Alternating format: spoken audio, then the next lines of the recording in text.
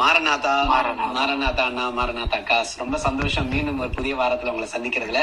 So இந்த புதிய வாரத்துல இன்னும் நிறைய பாடல்கள் ஆண்டவர் உங்களுக்கு கொடுத்திருக்கிறாரு. அதை கேட்கறதுக்கு முன்னாடி லாஸ்ட் வீக் வந்து நீங்க சொன்னீங்க அந்த செங்கல்பட்டுக்கு உங்களுடைய சொந்த ஊர் சிவகங்கை, அதாவது திருநெல்வேலி டு சிவகங்கை, சிவகங்கை டு செங்கல்பட்டு வந்திருக்கீங்க.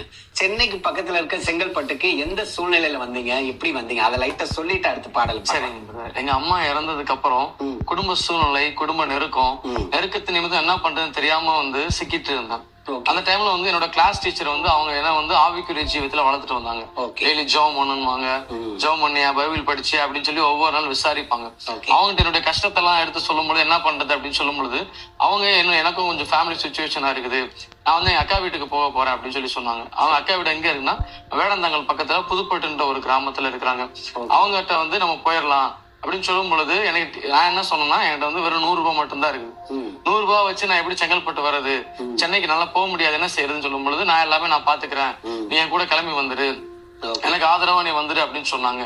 அவங்க ஒரு நல்ல ஒரு பையனா என்ன கூட்டிட்டு வந்தாங்க. கூட்டிட்டு வந்து இங்க செங்கல்பட்டு பக்கத்துல அந்த புதுப்பட்டுன்ற கிராமத்துல அவங்க அக்கா வீட்டுக்கு கூட்டு வந்து அவங்க ஒரு 3 மாசமா அவங்க வீட்டுல வச்சு எனக்கு சாப்பாடு போட்டு எனக்கு துணி எல்லாம் வாங்கி கொடுத்து 3 மாசம் யாரும் கவனிக்க மாட்டாங்க. ஆனா 3 மாசமே நான் கவனிச்சாங்க. அவங்க வீட்டுல இருக்கும்போது எப்படி அந்த மரம் செடி கொடியில பார்த்து நான் ஆண்டவரை மகிமைப்படுத்தணும், அதுக்கு அடுத்து எப்படி பாடுறதுன்னு எனக்கு தெரியல. அப்ப வந்து ஏஞ்சல் டிவில ஒரு ப்ரோக்ராம் வரும், ஹலோ ஏஞ்சல், இன்னிசை விருந்து அப்படின்னு சொல்லி பல ப்ரோக்ராம் வந்தது. எனக்கு இந்த பாட்டு ரொம்ப இன்ட்ரெஸ்டா இருந்ததுனால என்ன பண்ணுவேன்னா, அவங்க வீட்டுல 24 hours ஏஞ்சல் டிவி மட்டும் தான் பாப்பாங்க. 2 பேரும் வயசானவங்க, அவங்க 2 பேருமே வந்து ஏஞ்சல் டிவி தான் பாப்பாங்க. அவங்களோட சேர்ந்து நானும் அந்த ஏஞ்சல் டிவி பார்க்க ஆரம்பிச்சோன்னே எனக்கு தேவையானது பாட்டோட விஷயம் மட்டும். அந்த ஹலோ ஏஞ்சல் அதுல வந்து அந்த பாடல பாப்பேன். அவங்க வொர்ஷிப் பண்ணும்போது அவங்க வயசானவங்க அவங்களும் வொர்ஷிப் பண்ணுவாங்க. அவங்களோட கூட நானும் சேர்ந்து எப்படி இன்னும் ஆண்டவர் ஆராதிப்பது, இன்னும் என்ன விஷயம் கத்துக்கலாம்னு சொல்லிட்டு ஏஞ்சல் டிவி அந்த ப்ரோக்ராம் மூலமா இன்னும் நான் என்ன பண்ணணும், என்ன விஷயத்த கத்துக்கணும்னு சொல்லி ஆண்டு அந்த விஷயத்த கத்துக்க கொடுத்தாரு. அதுல புது புது பாடல்கள் என்னால பார்க்க முடிஞ்சது. ஏன்னா பல பாடல் கேட்டிருக்கிறேன் அவ்வளவுதான், ஆனா புது பாடல் நான் பார்த்தது கிடையாது. ஆனா அவங்க மூலமா அந்த புது பாடல்ல அந்த ஏஞ்சல் டிவி மூலமா என்னால பார்க்க முடிஞ்சது, அதை பாடியும் துதிக்க முடிஞ்சது கர்த்தரை.